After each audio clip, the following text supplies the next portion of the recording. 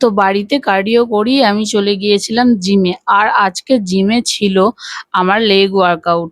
দেখো, chest workout, shoulder workout, back workout it's normal, but যেদিন leg workout থাকে সত্যি বলছি মানে কি যে অবস্থা হয়। তো আমি পার্ট বাই পার্ট সবকিছুই কিন্তু 4 সেট করে করেছি।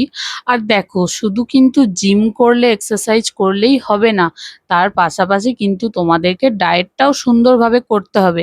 কারণ 100% এর মধ্যে 70% তোমার ডায়েটে থাকবে আর 30% থাকবে তোমার এক্সারসাইজ।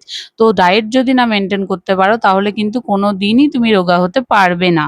তোমরা যদি জানতে চাও আমি সকাল থেকে রাত অবধি ডায়েটে সারাদিন কি কি খাই, কত লিটার জল খাই, তোমরা কিন্তু অবশ্যই আমাকে কমেন্ট করে জানাবে। আমি একদিন তাহলে তোমাদের সাথে আমার সারাদিনের ডায়েট লিস্টটা শেয়ার করব। তো যাই হোক, আজকের মতো আমার ওয়ার্কআউট এখানেই শেষ। দেখা হচ্ছে আবার নেক্সট ভিডিওতে। ততক্ষণের জন্য তোমরা সবাই ভালো থেকো।